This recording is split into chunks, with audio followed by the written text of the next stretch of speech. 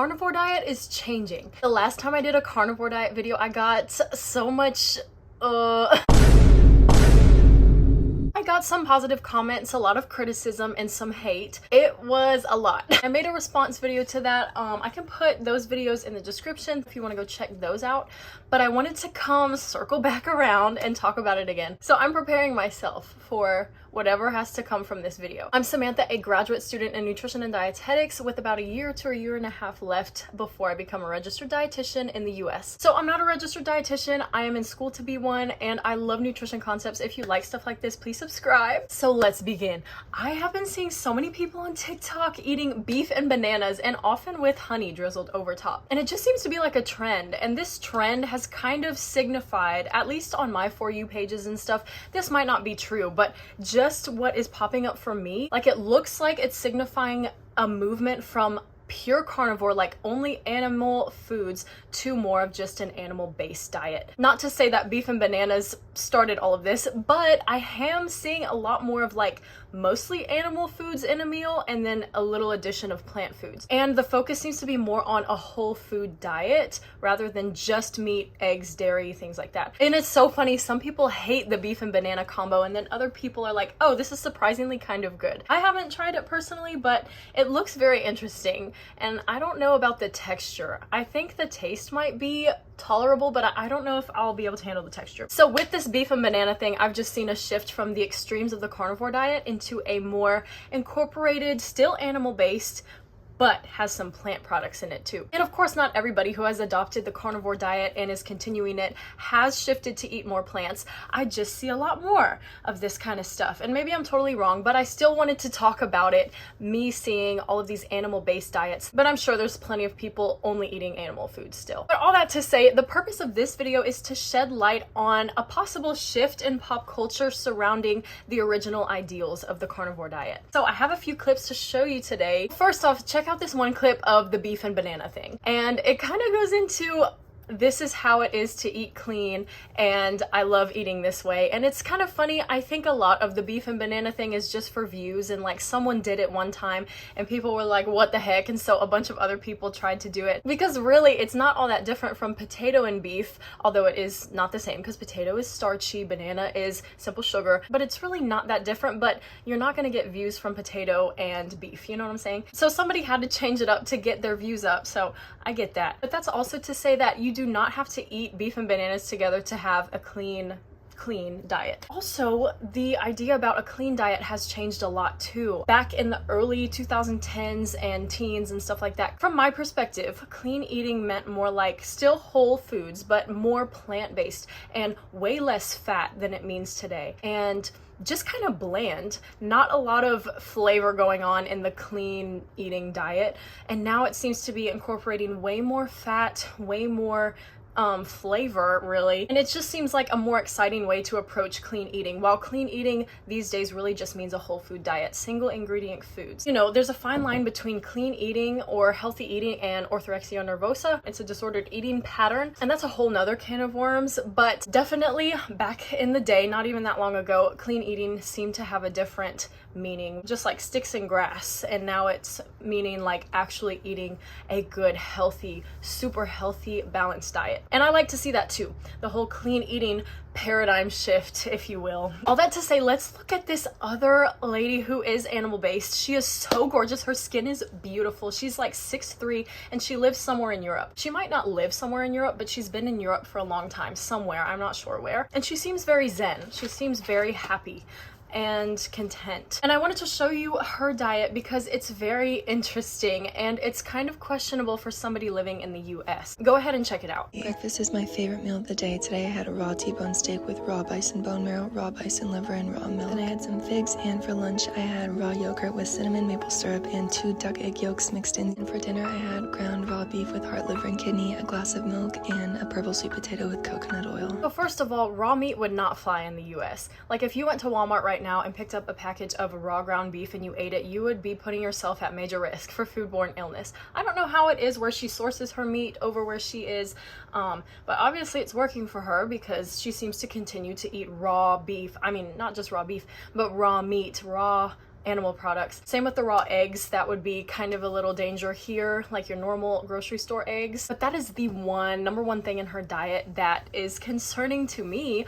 Although if she sources her food from somewhere really good, then it might not be an issue, and it obviously isn't. But although there's always a chance of bacteria contaminating any food at any time, there are some foods like raw meat, like dairy, like cut fruits and vegetables that tend to harbor bacteria way more easily than other foods. Her diet's very high in saturated fat, but that's just kind of the basis of an animal-based diet, is it's going to be high in saturated fat. And she's gotten a lot of hate on, well, not even hate, but just like, girl, what in the world are you eating on her videos, because I just think it's not familiar at all. But when you really look at it, the most questionable thing is the raw meat. I could not do it. I just think it's a little gross and it's unsafe and it's really not necessary. So she may simply be doing this for the views. I don't know. But once again, this is cool because it's not completely carnivore. She's got some plant foods in there, some sweet potatoes, some dates. I meant to say figs here. It's not a lot, but it's some. And you know, it's once again very high in saturated fat. So that's the thing. There's no refined carbs though, no added sugar. Raw milk is also something to be debated, which I don't even want to get into, but that's also a little, it depends on, once again, her sourcing. I'm not a fan of raw milk. I would not recommend any of my future clients to get raw milk just because it's a hazard. Once again, people have their own opinion on that, and I don't like to just tell people what to do, you know, because people feel really strongly about raw milk or pasteurized milk. So all the raw things is the most questionable thing about her diet. Here is one more clip from her I want to show you. So hungry for breakfast. Today I had raw bison with raw bison bone marrow and raw milk with honey. Then I had dates with raw butter and a collagen coffee. For lunch I had a milkshake of raw milk, a few duck egg yolks, and honey, and I actually had 2 of these. I had a few oranges for healthy sugars, and I had a block of raw Parmesan cheese. This has a lot of protein. For dinner I had more raw bison and homemade sauerkraut, and then I also had raw milk with maple syrup. And right before I went to sleep I had some medjool dates with coconut oil. I would love to eat Parmesan cheese like that. I've never thought to just eat it straight. So that looked delicious. I'm such a cheese girl for real. The raw meat, again, very questionable, but the fruit is good. Some sauerkraut, no real other veggies though. In this diet, I would change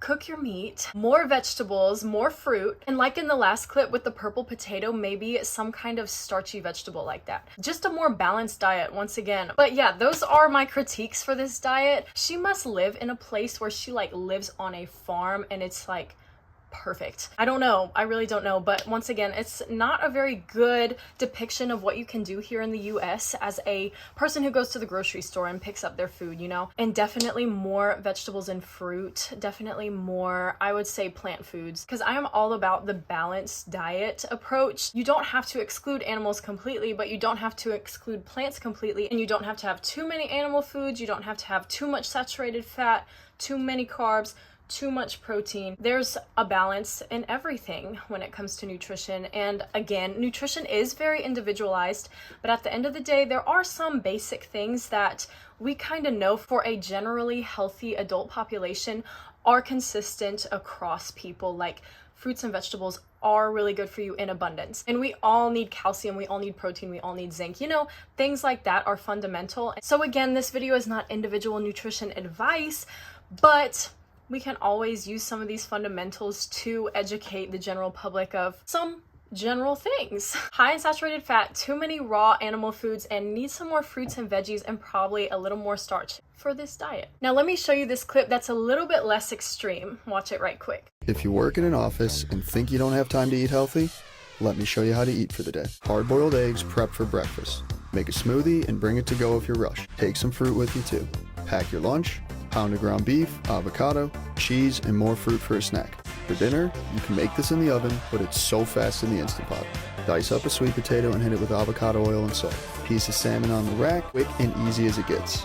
Hit it with some olive oil, and for dessert, how about a couple butter stuffed dates? Everything this guy suggested is whole foods, very awesome. There's nothing raw, high in fruits, high in whole food starches. There's just not a lot of non-starchy vegetables in this one day. Of course, it's just a one-day example. So I think it's a really good depiction of how easy it can be to eat healthy and get a really good variety of foods in your day without much time. Some preparation, which is everything. You know, it's hard to prep for eating, that's for sure. One more video. This girl girl says she's animal-based and she's trying to grow muscle, and I think it's really interesting. So check out her day of eating. Breakfast at hard-boiled eggs, ground beef, kimchi, and kiwi. I love a well-rounded plate like this with sweet, salty, and acidic flavors. That I sipped out on Olipop while studying for my driver's license. Lunch was some leftover chicken bone broth soup with rice. I love eating leftover soups because the flavors marinate and get richer. Dinner was bison burgers and sweet potato fries with some copycat In-N-Out sauce. Lastly, I had some homemade ice cream with berries to end the night. Her diet is very balanced for an animal-based diet, but it's still missing a considerable amount of veggies. So the common themes I'm seeing in carnivore, animal-based, and whole food diets as a whole is high in saturated fat and low in vegetables. People will argue with you all day about how vegetables are toxic to you and saturated fat is not the problem. It's the refined carbohydrates and sugar, which holds some merit to it because there is research that we learn in school how if you replace saturated fat with refined carbs and not monounsaturated and polyunsaturated fat, then your cardiovascular health will not improve. Cardiovascular health really only improves when you replace some of the foods that are high in saturated fat with foods that are high in monounsaturated and polyunsaturated fat. And we all know that added sugar is just not essential. And these critiques are just thoughts because these diets are way better than eating like a white bread sandwich and Doritos for lunch or a hot dog and fries for dinner. Of course, these are whole food diets we're seeing in these animal-based shift from carnivore type diets. And I'm really happy to see this possible shift from complete carnivore, no plants at all, to just animal-based with incorporation of fruits and of veggies like kimchi and sauerkraut, like those fermented veggies,